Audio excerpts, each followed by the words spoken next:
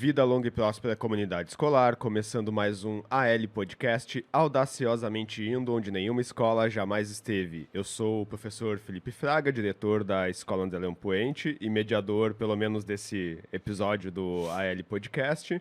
E hoje nós estamos aqui, mais uma vez, gravando no AL Podcast Studio, aqui nos estúdios da ProHub, com o oferecimento da ProVideo.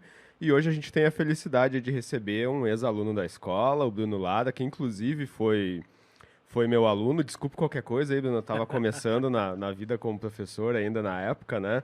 Mas eu acho que eu tive minhas qualidades e alguns defeitos, né? Mas hoje eu estou compensando aí, né? Te trazendo para um projeto bacana de escola, né? Expandindo a escola. Eu acho que esse é digamos que o maior objetivo de uma escola é poder, inclusive, manter contato com os alunos depois que eles se formam, né? E o Bruno aí é um parceiro, a gente está sempre se conversando, né? Dá para dizer até que a gente conseguiu manter uma amizade aí na vida pós-escola, né, Bruno? Então, acho que, pelo menos com o Bruno, meu objetivo como professor aí foi cumprido e a gente ainda continua nessa caminhada, né? Não é todo professor de literatura que passa apocalipse para os alunos. É isso aí, né? Sim. A Batalha do Apocalipse, né, do Eduardo Spor, na tua época eu trabalhava bastante com Mas esse... agora cá pra nós aqui, como é que era o professor? Meio fraco, mas agora tá bom. Fraquinho. Então tá. Não, Melhorou mas bastante. Na época a gente dizia pra ele, não, Felipe, tu vai ser diretor da escola. Não gosto. Agora. Vai ser, todo mundo sabe. Tá aí, ó. Tá aí. Pegou gosto agora. Antes de continuar o episódio, então, lembrando que nós temos apoiadores e parceiros aí, né? Entre os apoiadores, então, eu já citei aí a ProHub, né? O espaço onde a gente se encontra hoje gravando aí o AL Podcast Studio, que é um dos quadros do AL Podcast. Também a ProVideo, que eu já citei antes, e a Capacitar Unip, né? A Capacitar é a empresa que representa a Unip aqui no Rio Grande do Sul. Então, quem precisa fazer graduação ou pós-graduação, faça na Unip, porque é uma instituição que apoia projetos de escolas públicas aí, e por isso ela merece a sua matrícula, né? Também lembrando aí que nós temos outros produtores de conteúdos parceiros, né? A gente sempre cita o Luciano do Escola Pública Podcast, né?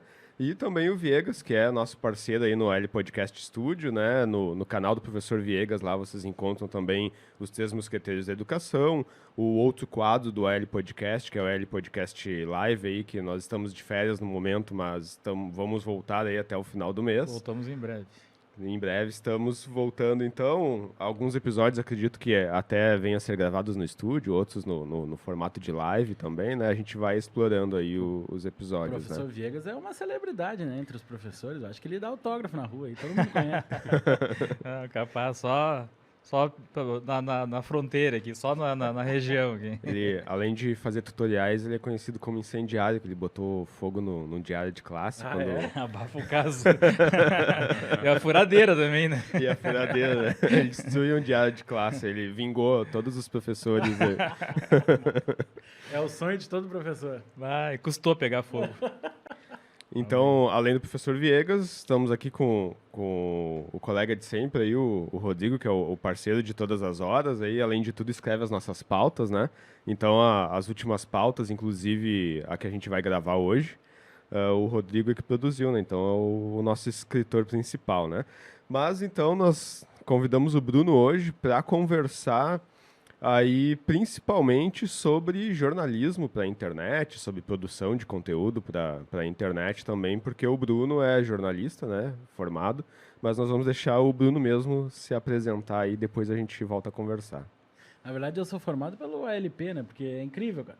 Quem conhece o ALP sabe, se cria uma família, todo mundo se conhece, todo mundo se vê depois, né, Felipe? É incrível. O pessoal diz, eu estudei lá, eu também estudei lá, virou amigo na hora. E quando a gente vai nos shoppings de Canoas ali, então, todo mundo é do ALP aí, né? Quando eu entro ali, eu já vou com o braço postiço, assim, que ele vai abanando, assim, porque os 2 shoppings, né, agora principalmente o novo ali, que é maior, a maioria dos alunos estão trabalhando ali, né? Então, Mas eu imagino, né, cara? Eu saía da Alvorada, ia aqui, né, no Bourbon, aqui na Sertória, que eu encontrava os alunos tudo. Não tem, eu imagino do lado, né? sim, né? Não, ali todo mundo se conhece, né? E eu trabalhei um tempo não só no André Puente, como no Rondon também, que é uma outra escola do centro e que também recebe de todos os bairros, né? Então, aí a cidade é muito pequena, né? Quando a gente Sim. trabalha numa escola, assim, a gente acaba conhecendo todo mundo, né? E com o projeto de podcast, tem gente que já me conhece que eu já não reconheço os alunos, né? Porque nesse tempo que eu tô há 12 anos já passou com uns 10 mil alunos por mim, né? E daí agora com o projeto do podcast tem alguns ali que nem alunos foram que às vezes reconhecem Sim. também, né? Mas eu sempre fui o puxa-saco original, sabe? Aquele que é mal em matemática, não entende muito do negócio e tal. Daí vai dar o jeitinho brasileiro, aquele pra Sim. sair da escola. Senão eu tava até hoje tendo aula com a Veraci lá, né? E ainda tá na escola, inclusive, né? A Veraci ainda vai ficar alguns anos conosco É, lá. na matemática, assim, sempre fui muito zero à esquerda, essas coisas. Mas aí era notório que tinha um caminho para comunicação, né? Sempre conversava muito e tal, e tirava alguns professores da aula, Trovando, Fiado, o Alessandro e tal. Inclusive, as aulas do Alessandro estão fazendo falta com esses debates aí Então fazendo. sobre nazismo. Ali no final, se sobrar um tempinho, a gente até conversa um pouco sobre isso. Mas como vice de professor, né, e aí nos projetos, a gente tem uma pauta ali que a gente vai seguindo, né? Inclusive, a gente definiu aqui, então, algumas perguntas para serem feitas pelo Bruno, né? E a primeira é do Viegas, A inclusive. primeira já é minha. Depois da apresentação já é do Viegas. honra, Já hein? é mim, que honra. Tá enferrujado, Viegas, Enferrujado. Mas muito tempo, né, sem fazer live, né? Não, a gente andou dando uma pesquisada nas tuas redes sociais aí, né? E vimos que tu tem aí um perfil bem arrojado, né? Tem bastante iniciativas aí, né? Procura resolver os desafios da comunidade e tal. Famoso metido. Não, mas tá bem ativo, né, na comunidade aí, né? E tu, quando foi aluno da escola, né, no ensino médio, tu desenvolveu um projeto voltado para os alunos do primeiro ano, né? Então, a nossa questão é essa, né? Se tu poderia falar um pouco aí desse projeto aí, né? Então, a gente desenvolveu lá no André Point um projeto junto com a Junior Achievement, que é uma ONG, né, internacional lá dos Estados Unidos, super reconhecida. Nós recebemos palestras deles no ano passado, inclusive, na escola. E daí era um projeto voltado... Eles são voltados para o empreendedorismo, né? E esse projeto, a ideia era que os alunos do terceiro ano ali se envolvessem um pouco, né? No caso, eu que fiz essa parte, junto com os alunos do primeiro. Então, essa troca entre alunos também. E daí eles tinham que montar empresas, né? Eles montavam... Isso tudo partiu deles, né? Eles tinham que desenvolver qual produto eles queriam fazer o produto, montar a estratégia de venda, o caixa, todo esse tipo de coisa. Então, ali a gente tinha alunos que montavam capinha de celular, a gente tinha alunos que montavam suporte de notebook e tal. E eu até me surpreendo, porque eles foram super bem, assim, e eu não sei porque que nenhuma delas continuou depois. Às vezes a gente começa um projeto em escola, assim, mas com certeza a experiência para alguma coisa eles estão usando hoje em dia, né? E o Viegas deve lembrar bem, porque isso foi desenvolvido na época do Politécnico, que tinha o seminário integrado. Lembra dessa época aí? Eu não sei se Polêmico. no técnico chegou a pegar, né? Não, técnico não. Não tinha mas no médio tinha, era né? só médio. E chegou- Eu não cheguei a pegar essa disciplina porque matemática, né? Matemática Ninguém nunca sobra dava. carga horária, né? Professor de matemática, vocês botam do meu lado. E ele falando mal aqui da matemática. Não, eu acho muito bom. Eu é que não tenho habilidade nenhuma. Não, eu tô acostumado. Matemática é a disciplina, né? O terror nas escolas, né? Mas assim, eu não trabalhei, né, com essa disciplina aí, né? Mas achava bem interessante que era uma oportunidade de tu fazer algo diferente, né? Matemática nunca sobra carga horária. Professor de matemática é para dar matemática só, não tem. Mas nada impede, né, que tu faça outros projetos com esses colegas, por exemplo, na época do seminário, né? O seminário integrado, né? Isso, E sabe que isso foi uma coisa que foi implantado, inclusive, nas universidades, porque na época eu estava fazendo licenciatura em matemática e nós tínhamos uma disciplina que só não era seminário integrado, era seminário integrador, mas era a mesma ideia, né? Então, isso foi uma época que surgiu essa disciplina aí, mas agora está vindo esses itinerários formativos aí que também vai abrir espaço para trabalhar esses projetos, né? Eu me lembro que na época teve um problema ali, porque os professores não receberam muita instrução, formação, nada, né? Foi meio que te vira aí e faz alguma coisa nesse contraturno. O que se diz que aconteceu ali naquela época, que é do Tarso, o governador e tal, né? E ele foi ministro da Educação e ele já sabia desse projeto do novo ensino médio, que já estava sendo construído, né?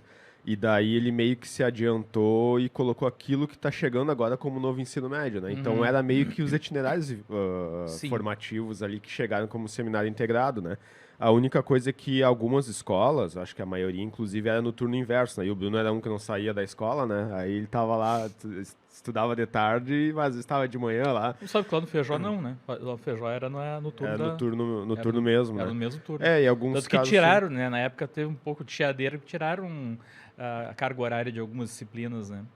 E o que acontecia? Algumas escolas colocavam no mesmo turno, né? Daí tinham 6 períodos, as outras faziam 5 e era no contraturno, né? Mas aí aqueles alunos que já trabalhavam, faziam estágio e tal, eles não precisavam fazer porque eles compensavam com o estágio, daí fazia a comprovação de que já trabalhava e tal, né?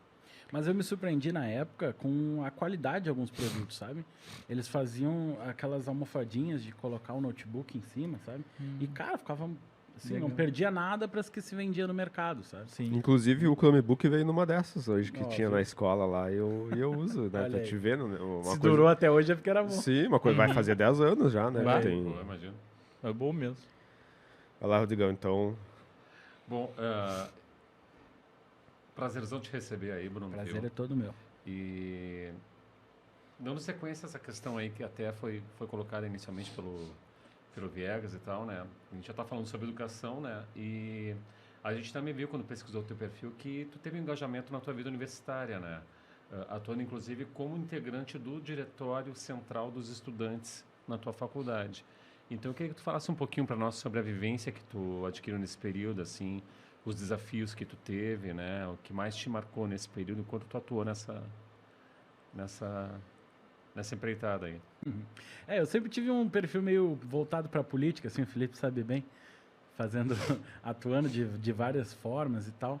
E na faculdade, isso eu acho que é meio que do perfil das pessoas, né? Tu não consegue se dissociar disso às vezes. E na faculdade acaba que tu tá ali também se envolvendo e no fim me convidaram para ser vice-presidente de uma chapa, né? Daí fui lá, fui vice-presidente e tal. Depois o presidente saiu, eu assumi como presidente. Então a gente trabalhou em várias questões que eram importantes ali para aquele ecossistema, né?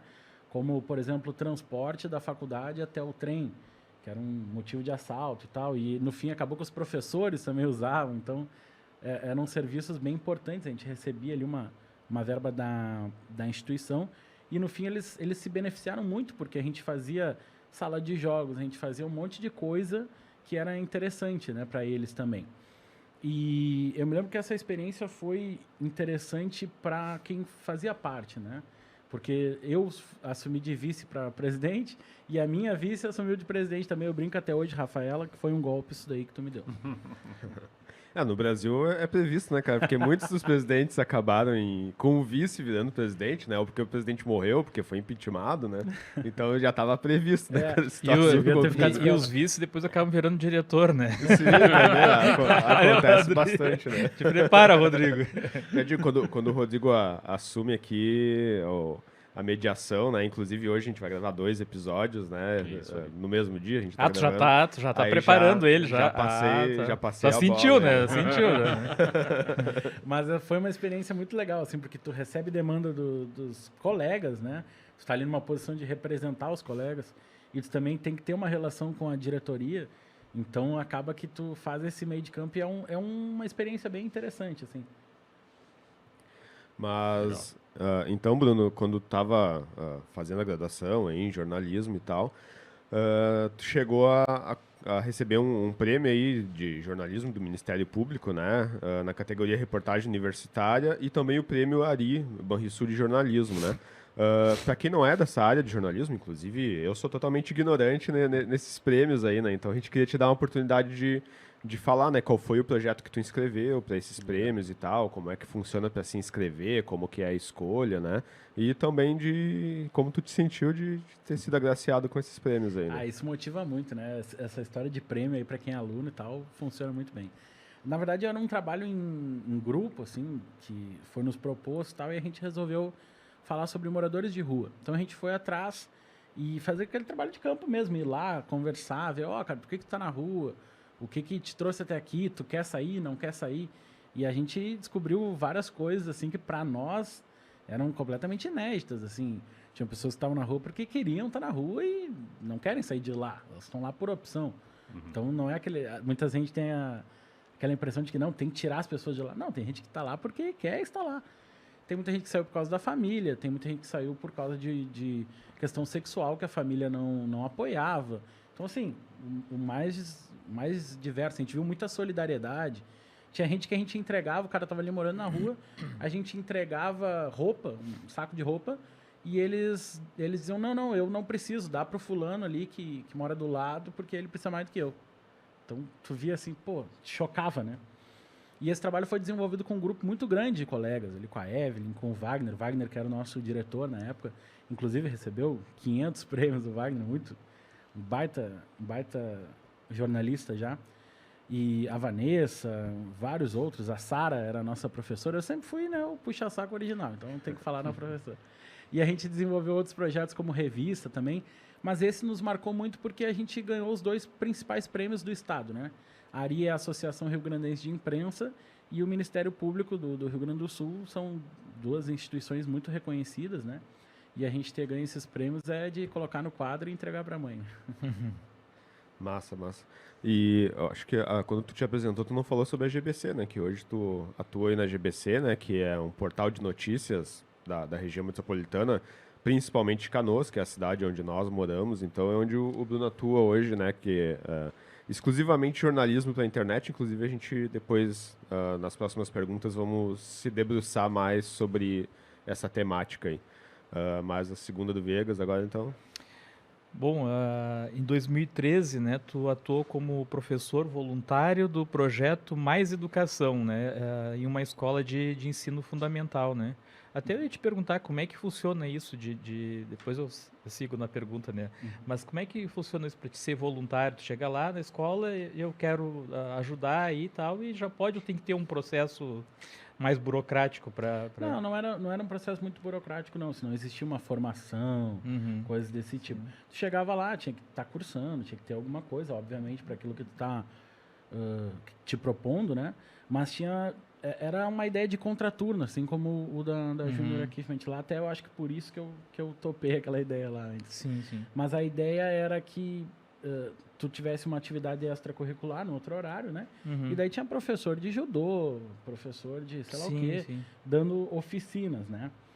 E daí acontece que tu recebia uma verba ali, né? Tu recebia um pagamento, então não era só de graça, voluntário. Tá. Então isso incentivava muito a gente a fazer também.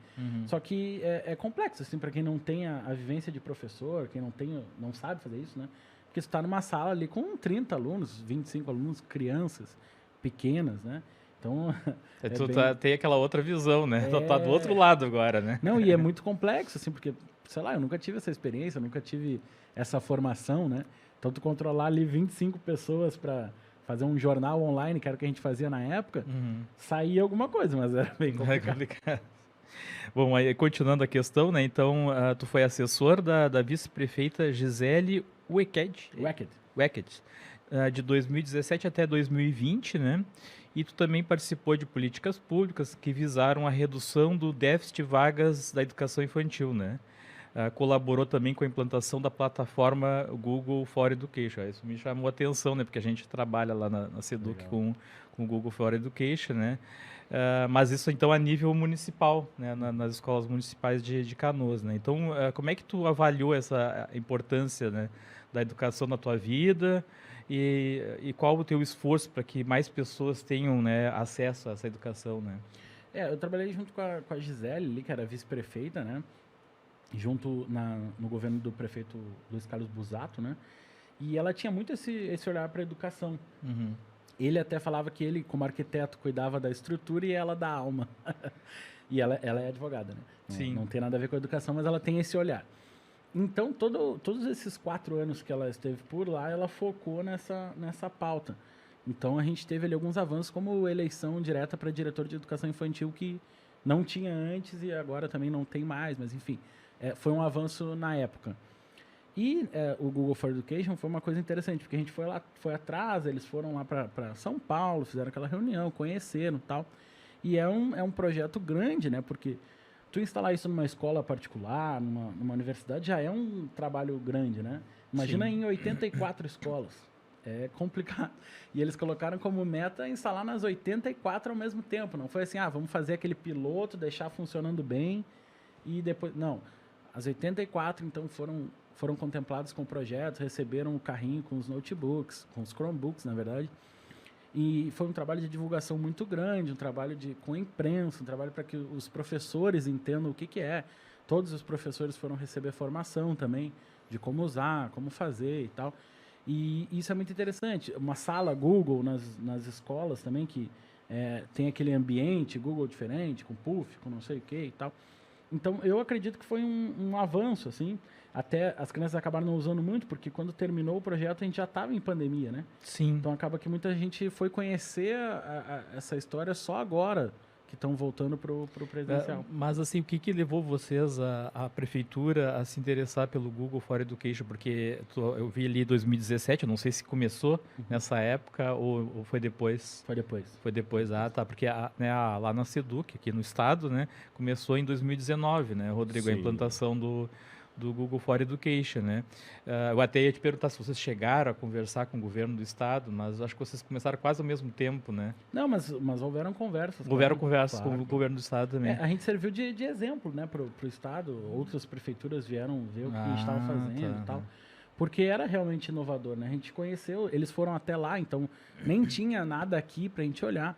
Depois a gente descobriu que o La Salle estava implementando isso também, né? Tinha uma sala Google e tal. Só que é aquilo que a gente fala, né? Um universo muito menor. Tu pegar uma universidade, por exemplo, que é para adultos e tal, Sim. e tu querer colocar isso em 84 escolas, né? Uhum. É muito diferente, porque daí tu chega lá numa escola, no fundo de bairro, não tem internet. Sim. Aí tu tem que... Daí, às vezes, nem a operadora passa a internet na rua. É toda uma coisa enorme. Eu achei bem interessante porque, assim, eu já entrevistei outras pessoas ligadas a outras prefeituras, até na época que eu fazia as lives com o Mestre dos Magos, né? E ele convidou uma lá, o Mestre dos Magos, o Sérgio Job Lima. Abraço, Sérgio. O Sérgio convidou, né, uma lá da região dele, lá da região do litoral, né? E aí ela era empresária, no caso, e tinha fornecido o serviço esse de ter, né, o acesso à sala de aula virtual, né?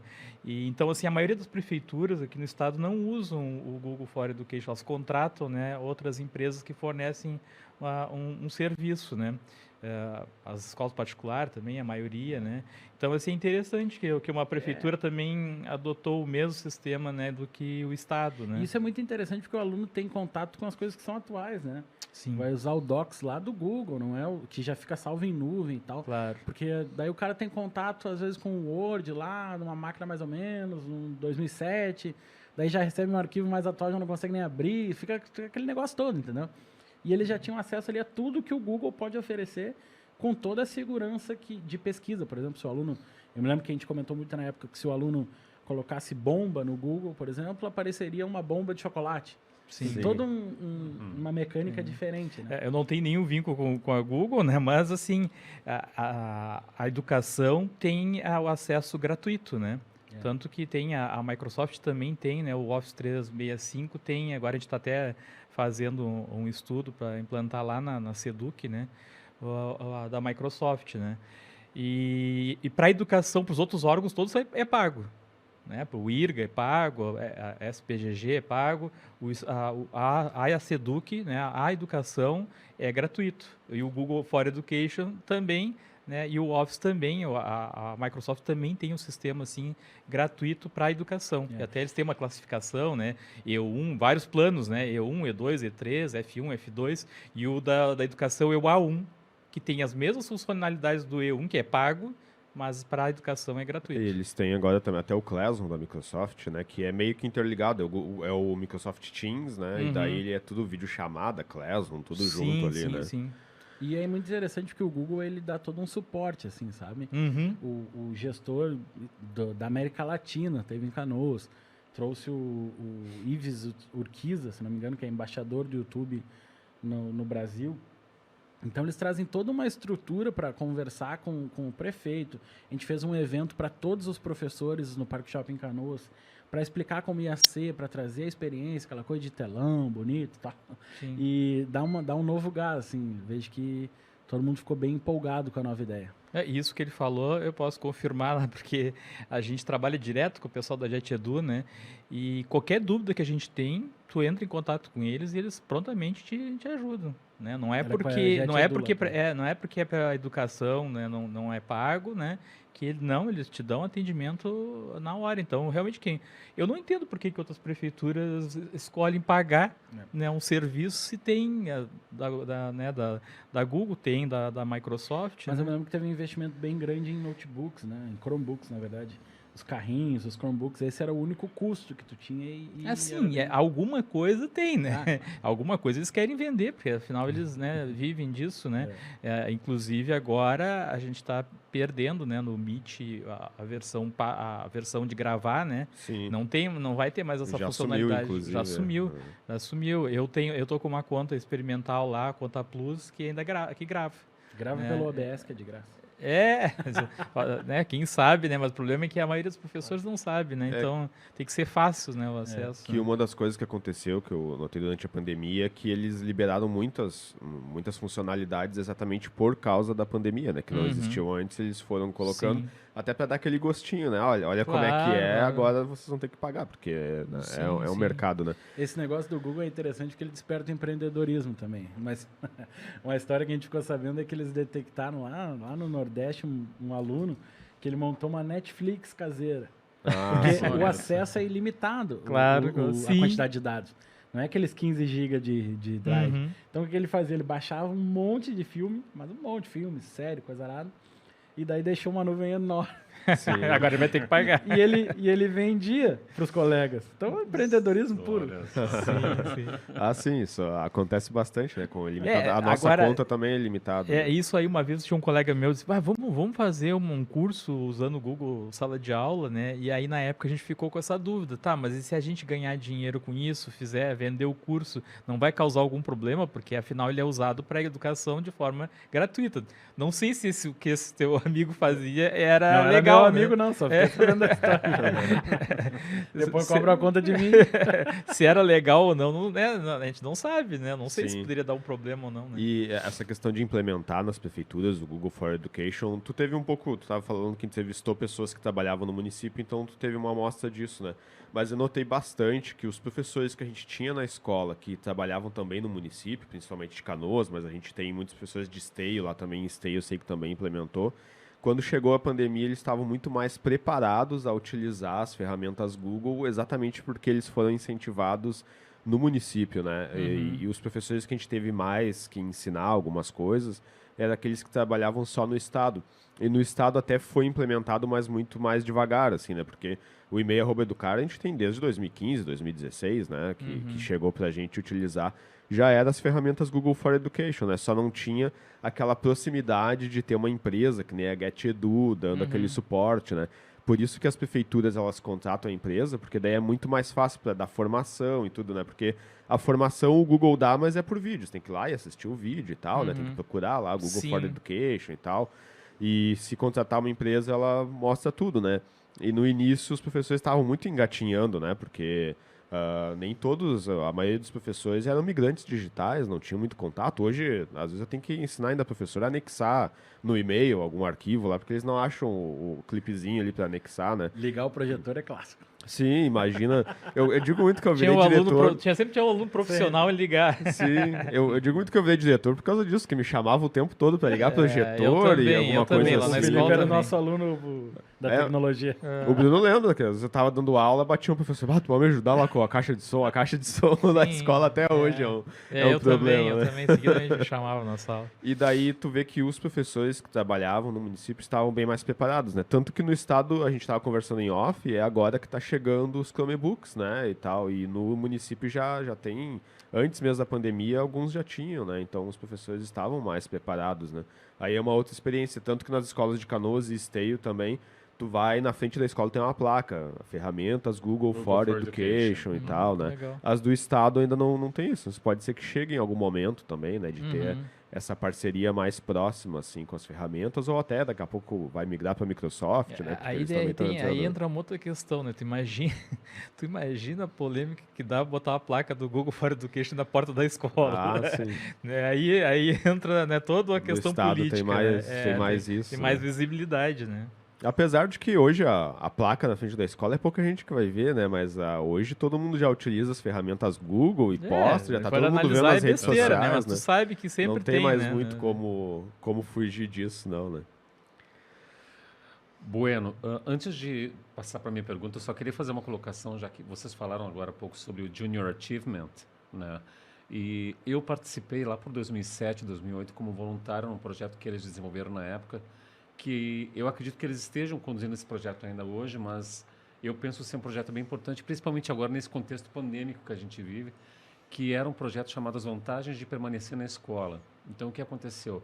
Naquela época, eu atuei em 2 escolas de ensino fundamental, acho que na 7ª série, para conscientizar os alunos sobre a necessidade de eles não abandonarem os estudos, né? Eu sei que hoje os projetos são mais voltados assim, educação financeira, como economizar, gestão do dinheiro e tal, mas eu acredito que esse projeto deles também tenha uma importância inquestionável, né? Então, abração aí, pessoal da Junior Achievement, e espero que ainda esse projeto ainda esteja sendo levado sendo conduzido, porque ele é muito importante. Né? E era um outro público, né, Rodrigo, mais de fundamental Mais e EJA, fundamental, né? E né, o ano passado, mesmo durante a pandemia, nós recebemos lá palestras da Junior Achievement também, foram 4, inclusive, né? Uma exato. por mês. E daí a gente fez nesse formato online, então mesmo durante a pandemia eles continuaram fazendo esse tipo de formação, até a parceria com a Seduc CRE, inclusive, né? Veio via CRE, tudo institucional, assim, oferecendo às escolas que quisessem receber. E nós recebemos lá, até teve uma boa participação dos alunos, né, inclusive. Foi bom, né? Mas, Bruno, é o seguinte, a gente gostaria que você falasse um pouquinho mais sobre o seu canal de comunicação GBC, né, que você está se dedicando atualmente, que dá notícias sobre Canoas, outras cidades também da região metropolitana. A gente gostaria de saber como é que esse projeto começou, como é que está o estágio dele atualmente, né, em termos de visibilidade, de acessos, quantas pessoas trabalham nele hoje em dia. Pode falar um pouquinho mais sobre esse projeto para a gente, por favor? Maravilha. A GBC ela começou com o James Anata, que é um jornalista lá de Canoas também, e ele já fazia isso há uns 6 anos atrás, e ele já tocava esse projeto. Então, depois que eu saí da prefeitura, eu fui para lá também, até por causa da formação e tal, já é uma coisa que eu fico mais à vontade de trabalhar com notícia, né? Então, ele cuida mais da notícia e tal, e eu faço mais a parte institucional, comercial, e essa parte também jornalística um pouco. E a GBC, ela cobre a região metropolitana, que é aquela que fica na sombra de Porto Alegre, né? Canoas, Esteio, Sapucaia, Nova Santa Rita, Cachoeirinha. Alvorada, não vai esquecer da minha cidade, né? Não, mas lá a gente não chega ainda. Não chegou ainda. Não, porque lá é meio longe. Pô. Então, é que quando a gente é em Canoas, né? A gente tem que atravessar Porto Alegre ali. Já pode contratar o Santos para fazer Aí, a cobertura lá. Se quiser fazer um extra. E aí a gente cobre essas cidades. Aí hoje a gente tem um número de acesso bem relevante, né? A gente chega em 1,5 milhão de acessos por mês. Significa aí mais de 30 mil acessos por dia. A gente está falando daquela visualização, né? Aí o cara foi lá e visualizou 2, 3 vezes, conta 2, 3 vezes. Então não é o número de pessoas, mas mesmo assim é um número extremamente relevante, né? A gente chega aí certamente em mais de 100 mil pessoas. A gente está falando em Canoas, por exemplo, que é uma cidade que tem 400 mil habitantes. Então é um chegar importante. E a gente está passando por esse momento de que a mídia tradicional ela tem algumas suas desconfianças, né? O jornal impresso é um jornal caro, é um jornal que sai atrasado. Eu sempre digo que o jornalismo é uma profissão atrasada, né? Porque o jornalista ele só atua depois que a coisa aconteceu, né? Tem muita gente que acha ainda que jornalismo é dar opinião e tal. É uma parte, mas isso não é puramente jornalismo. Então, para o jornalismo entrar em ação, quando chega a nossa vez de fazer alguma coisa, ou alguma coisa já aconteceu, né? Ou alguém já investigou, ou alguém já foi condenado, ou alguém já foi morto, ou aquela iniciativa já foi implementada. Então, eu brinco que a gente está sempre atrasado e o jornalismo é aquilo que acontece agora, né? Não adianta a gente querer fazer aquela coisa de escala, de um produto que tu vai vender daqui 1 mês, 2 meses. Não adianta. É muito rápido, né? É muito rápido. Se der a notícia um pouquinho atrasada, já era, né? Então, assim, é aquela coisa que e esse é o cuidado que a gente toma, sabe? Aconteceu um negócio agora, a gente vai lá e mete urgente. Aconteceu agora. Depois a gente vai lá e mete agora. Tal coisa, não sei o quê. Trem tá fora de operação agora. Por quê? Porque demora 1 hora, 2, o trem voltou. Então o que adianta eu colocar isso no jornal de amanhã, né? Então a gente tem muito esse Ontem foco. o trem parou e tal, né? Sim. Então a gente tem muito esse foco e é como tu disse, né? Passou 3 horas, não precisa mais publicar. Sim. O trem já voltou, a vida tá normal e segue o baile. Sim. É bem... Eu acompanho bastante o trabalho do Bruno ali, é bem hard news mesmo, assim, né? O que tá acontecendo, já sei ali. Muitas coisas da cidade que acontecem, eu sei por ali, né? Porque eu tenho tanto a lista de transmissão da GBC mesmo e o Bruno também encaminha ali, né? O que quer dizer o GBC ali? É Grupo Brasil de Comunicação. E é uma tarefa bem difícil de fazer, porque muitas vezes tem até que escolher o que eu mando agora, né? Porque tá acontecendo 4, 5, 10 coisas ao mesmo tempo.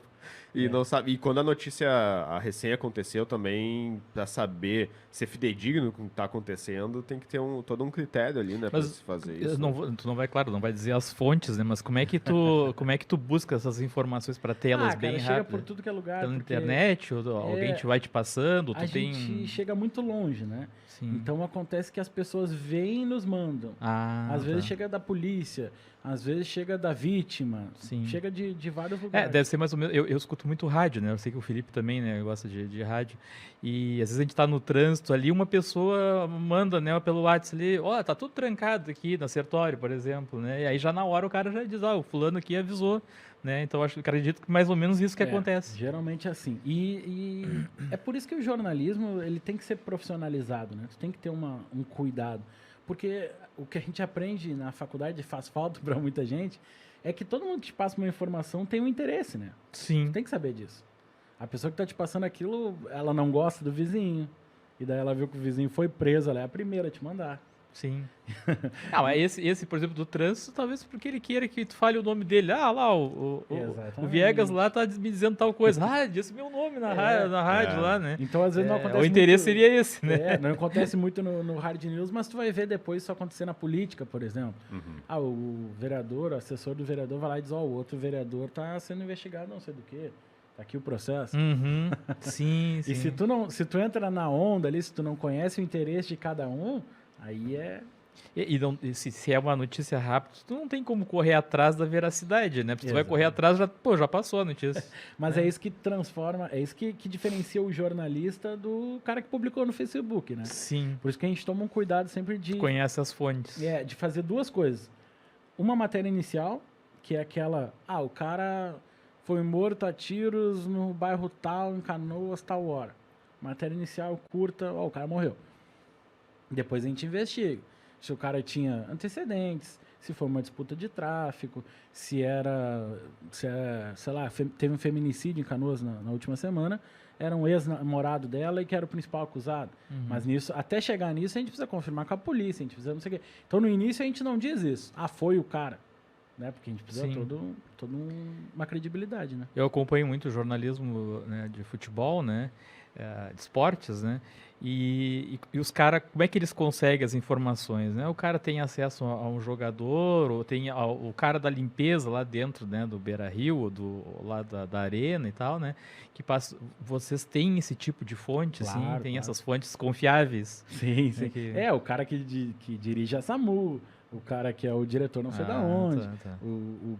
E essas fontes são muito variadas. Muito importantes, assim. né? E no esporte também tem isso que... Essa questão do interesse, entendeu? Tu faz alguma coisa? Tu gosta Gosto bastante. Não atuo muito, mas gosto bastante. Inclusive, boné do Colorado 2006, campeão do mundo. Olha só aí. pra lembrar. Esse é dos meus aí. É dos nossos aí. Só o Rodrigo não vai gostar. 3-1 aqui, tô perdendo aqui. Tu tá sempre em minoria aí, Rodrigo. Acho que tu tem que repensar essa situação. Até o cenário tá vermelho hoje. Mas aí acontece o seguinte, o jogador, por exemplo, quer ser vendido. Não tem proposta pro jogador. O que ele faz? O empresário dele vai lá, larga no jornalista, chegou uma proposta pro fulano. Mas não chegou nada de proposta pro fulano, mas daí ele já joga isso, o outro time, ali, ó, o fulano tá vendo, entendeu? Sim. Então tu tem que saber Tá esse acontecendo interesse. muito, vamos sair um pouquinho. Tá acontecendo muito agora no Inter, né? O Inter se interessou pro jogador lá. Não, mas aqui o Flamengo tá interessado. O Palmeiras, pô, daí o preço do cara já vai lá em cima. Exatamente. Então, isso é uma especulação que se faz. E o jornalista tem que saber isso para não ser usado, entendeu? Sim. Eu tenho que saber quando o cara tá querendo Não é levantar fácil, o valor né? dele. Não é fácil. Não Tem é que saber bem, né, onde E tu isso, tá. o que prejudica muito isso é a velocidade. Porque antes já era ruim porque tu tinha um jornal para botar na rua todo dia, né? Mas tu tinha um dia inteiro para confirmar. Tu falava com agora não fulano, tem. presidente do clube, ô presidente, tu tá querendo mesmo contratar o fulano ou é a história dele? Hoje em dia já é difícil fazer isso. Porque tu tá ali com 20 matérias para fazer no dia, Não tem nem como. sempre dá. Indo pro encerramento aí, então, Bruno, já que a gente está falando sobre jornalismo e também sobre conteúdo para a internet, tu até citou ali, quando tu citou do Alessandro, sobre as aulas de história. Tem que botar o Alessandro em rede nacional falar sobre botar nazismo. em rede nacional, né? Até é bom a gente aproveitar a pauta, que é conteúdo para internet e jornalismo, e para falar um pouquinho sobre o caso que aconteceu essa semana aí, que até movimentou bastante as redes sociais, principalmente sobre o Monark aí, o que ele falou sobre nazismo, Esses podcasts. junto com o Kim, né? É. Exatamente Os caras que isso. falam demais. É exatamente isso que tu falou, né? Ainda quando tu citou o Alessandro, eu lembrei que o Monark, depois do que falou, ele botou a culpa na bebida ainda, né? Coitado de quem bebe ainda, os caras, né? Ficou aquilo, quem bebe ainda vira nazista. E eu lembro que o Alessandro ainda postou assim, tá no terceiro copo e ainda não virei nazista, né? E nós, como escola e como um projeto de escola, a gente realmente tem essa preocupação de fazer o conteúdo com responsabilidade, inclusive, né? E é sobre isso que a gente está falando também, que o jornalismo também tem que ter esse tipo de responsabilidade, né? E o que eu notei ali que aconteceu é que por ele ser despreparado, ele não se deu conta que o tamanho do projeto, né? Porque eles têm, às vezes, 8 milhões de visualizações, 5 milhões, 3 milhões de seguidores. Eu acho que eles têm 3 ou 4 milhões, né? E ele não se deu conta primeiro, o absurdo do que ele disse e da repercussão que ia ter em cima disso, né? E então, tanto o professor de história, como é o caso do Alessandro que a gente citou, é o caso do Rodrigo também, né? Eu lembro que quando eu ainda estava em sala de aula, eu discutia muito isso com os alunos, porque até ali o governo Dilma existia, acho que até o Viegas, apesar de ser da matemática, vai lembrar que na redação do Enem existia uma regra que tu não podia ferir os direitos humanos enquanto tu fazia a redação. O Bruno deve lembrar que falava muito sobre isso. E toda vez que eu abordava isso em sala de aula, vinha aquela discussão, por quê e tal, né? Pô, mas daí Petista. se eu for lá e defender pena de morte na redação, então quer dizer que eu vou ser desclassificado, né? E alguns alunos achavam um absurdo e tal. E daí virava uma polêmica ali de defender o porquê daquilo, né? Existia exatamente essa regra por causa desse tipo de coisa, que é para ensinar esse tipo de coisa, né? Que quando tu for te comunicar, tu tem que ter cuidado com algumas regras, legislações e tudo, né? Sim. Hoje, infelizmente, essa é uma regra que já não existe mais no Enem, né? Então, o cara pode defender qualquer coisa hoje, quando for escrever a redação do Enem ali, que ele não vai ser desclassificado, né? Então, se o Monarca escrevesse a redação do Enem e colocasse o absurdo ali que ele falou, ele não seria hoje desclassificado no Enem, né? Mas na época em que eu estava em sala de aula, ele seria, e era uma regra que existia exatamente para ensinar esse tipo de coisa, e era o que eu colocava em sala de aula para os alunos, né? E é o tipo de consciência que um jornalista tem que ter, um professor de história tem que ter também, né? Como eu disse, o Rodrigo sabe muito bem exatamente por ser professor de história aí, né? Mas só para a gente poder falar um pouquinho, até porque como a gente está nesse projeto de podcast e tudo, eu sei que essa semana teve inclusive um olhar um pouco diferente para essa coisa do podcast, né? E até dos pais, assim, pô, a escola ela tem podcast, olha o que aconteceu, né? E a gente sabe que vai ter um olhar em cima do podcast exatamente por causa desse acontecimento. A gente vai ter mais pais e alunos nos assistindo e até prestando mais atenção no que a gente vai estar falando. Eu acho importante dar esse recado aí de que tem que ser feito com responsabilidade, principalmente por nós sermos uma escola, e a gente tem bastante essa consciência de que tem coisas que não podem ser ditas, né? Eu queria perguntar para ele, assim, aproveitando que a gente está falando sobre esse tema, tu já escreveu alguma coisa que tu te arrependeu depois? Não era bem isso que eu queria, ou deu uma repercussão, alguma coisa assim que... Sim. Não que eu tenha me arrependido, assim, mas às vezes tu percebe que tu muda de opinião, né? Uhum. Porque tem até uma brincadeira que diz que quando o cara é jovem, o cara é de esquerda. Depois ele vai crescendo, vai indo Sim. pro centro, depois de direita. Mas é que eu acho que a gente... Não, eu espero que isso não aconteça.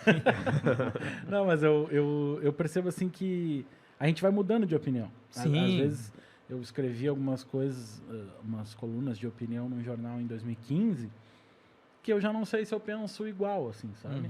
Uhum. Mas não me arrepender por ter feito alguma coisa Sim, sim. esdrúxula, assim, e tal.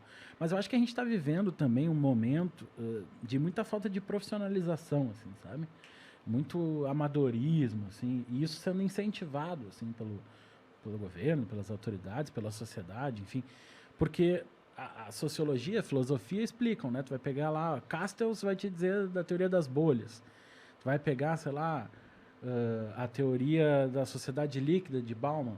Isso. Eu não vejo os alunos, muitas pessoas, com a capacidade de linkar as duas coisas, sabe? E aí a gente percebe que a gente está indo por um caminho onde as pessoas não precisam mais ser qualificadas para fazer o que fazem muitas vezes.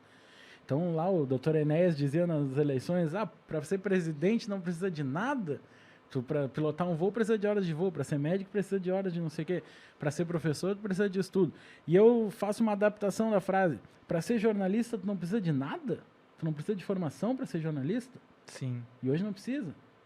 Então eu vejo muita gente dizendo, não, eu sou jornalista. Liberdade de expressão é uma coisa, liberdade de imprensa é outra. Porque tu não está ali dando uma opinião, Sim. tu está ali trazendo uma informação do que aconteceu. Tu tem que ser responsabilizado pelo que tu está falando.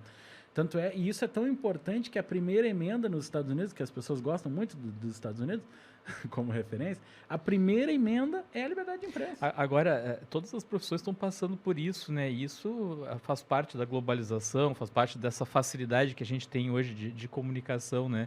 Porque tu vê assim, o médico, hoje todo mundo é um pouco médico, todo mundo dá receita. Todo mundo troca de jaleco toda semana, né? É. Agora tem os especialistas na guerra da Rússia e dos Estados Unidos. Pois é, o professor mesmo, uma coisa que irrita muito os professores é que todo mundo opina sobre educação. Todo mundo diz como tem que ser, quando que tem que dar aula, que hora que tem que dar aula, quantos períodos tem que ser, o que pode, o professor de história pode falar na aula. Se religião, história, filosofia é importante ou não é? Como que o professor de matemática tem que ensinar a fazer cálculo. E as pessoas falam isso sem estar no chão da escola. Isso. Então, assim, isso aí é uma coisa que eu acho que a gente, não adianta ficar bravo, a gente tem que aprender a conviver com isso e saber mostrar, né? Por exemplo, nós aqui, a gente não vai vir falar de notícias aqui, né, e tal, a gente está vindo sempre falar sobre educação, né? Eu até prefiro os temas de educação porque eu me sinto mais à vontade para falar, porque eu acho que a gente tem uma certa propriedade para isso, né? Assim como tu tem a propriedade para falar sobre jornalismo, né? Então, agora, é bem que tu falou, tem pessoas falando de tudo, né? E principalmente a política, todo mundo gosta de falar de política, né? E aí mete os pés pelas mãos, né? E eu acho que a gente está num segundo passo, porque a gente não está mais só no passo de falar sobre as coisas. A gente está no passo de atuar, de ser o profissional daquela coisa que não tem conhecimento. Então a gente influencia a opinião das pessoas, né? Então a gente pega o motorista de aplicativo, tá? O motorista de aplicativo, ele dirige 12 horas no trânsito. Ele não tem preparação nenhuma. Então ele está ali 12 horas no trânsito, que é uma coisa extremamente estressante, com pessoas que ele nunca viu na vida, entrando sei lá quantos passageiros num dia. E, beleza. Daí a gente cai naquela historinha de que, não, isso é empreendedorismo, isso incentiva a renda e tal. Eu já acho que a gente está caminhando para um momento onde a profissionalização está sendo baixada. Então, tu tem um amadorismo. Daí tu tem o advogado. Precarização do trabalho. Tem o advogado que é contratado PJ, em vez de ter os direitos dele, ele tem que fazer Uber para conseguir complementar a renda, o engenheiro, o professor. Daí tu pega desastres como esse do Monark, tem esse problema também. Tu pega Boate Kiss lá da vida. É um cara lá que tava fazendo um extra, ganhou 50 pila para ir com a banda lá, acendeu o negócio, morreram 260 pessoas. Então, para ti ser o holding de uma banda, tu também não tem que ter formação nenhuma. Quem é que cobra? Quem é que fiscaliza? Então, eu acho que esse é o problema. E está tudo muito ligado à responsabilidade que as pessoas precisam assumir. Eu acho que essa pauta é importante, porque, por exemplo, essa manifestação do Monark, ela ocorreu num contexto em que tu vive num país em que grupos neonazistas cresceram 270%, de acordo com um estudo recente, né? E você teve um outro comunicador, que fez uma saudação nazista durante uma transmissão, durante uma entrevista. Então, isso é muito preocupante, né? Você também está num ano eleitoral e esses grupos aí que estão se expandindo no país também estão se armando, né? Então, são coisas assim que estão diretamente ligadas à liberdade das pessoas, mas que tem que ser vivenciada com a responsabilidade que elas assumem por aquilo que elas dizem. Porque tu não pode defender que um partido nazista tenha que o cara nazista possa ter um partido sem entender o que um partido pode fazer. Exato. E isso está diretamente... O cara, quando fala isso, ele está cometendo um crime. Tem uma lei que eu não lembro se é 7.716, alguma coisa assim, de 89, que tipifica como crime. Então, o que o monarca fez, ele cometeu um crime... E um partido político tem as suas liberdades, as suas atribuições. Tu pode juntar pessoas, tu tem liberdade de se reunir, tu tem liberdade de colocar candidato, tu vai receber verba para fazer campanha. Exato. Não é uma coisa assim de tipo, não, nós vamos pegar e vamos ignorar o que ele fala. Não é assim, não. Eu vi até alguns comentários, inclusive na Gaúcha, que eu estava escutando essa semana, daí chamaram lá especialistas, não sei se era sociólogo, historiador, alguma coisa assim. Em algum momento ele disse que a educação falha muito. Eu, por exemplo, não aprendi sobre nazismo na escola, né? A escola ensina, né? Agora o Alessandro em horário nacional, pelo amor de Deus. Exato. Agora, se o aluno está prestando atenção, se o aluno foi na aula aquele dia, o tempo que o professor de história tem ali, 2 períodos por semana, ou mesmo lá no fundamental é um pouquinho mais, né? Mas nem sempre o professor tem a atenção cativa do aluno ali, né? E mesmo assim, é só abrir o livro de história ali, né? Então, essa é uma questão que ela já foi discutida nos anos 50, 60, 70, 80, né? Nem precisava estar discutindo. O nazismo é um absurdo e pronto, né? Não tem nem que se discutir se pode formar um partido nazista, é um absurdo. E tem muita gente que não se aprofunda nos assuntos, né? Porque tu leva essa teoria liberal, assim, de que tu tem liberdade de expressão e tal. Mas tem outros direitos que as pessoas têm. As pessoas têm direito à vida, as pessoas têm outros direitos e um não é mais importante que o outro. Então tu não pode, porque eu tenho direito à expressão, que eu posso ir lá e contar uma mentira sobre o Felipe. Tua liberdade de expressão não pode ser salvo-conduto para tu cometer crimes. Exatamente. Né? Então eu não posso ir lá e inventar uma mentira do Felipe. Não é liberdade de expressão. Isso é crime. Sim. Mas só para encerrar o assunto e depois a gente encerrar o episódio, para a gente não passar muito de 1 hora, né? Eu só queria encerrar também que foi dentro da questão levantada, isso o Rodrigo é professor de história, que ele não vai me deixar mentir.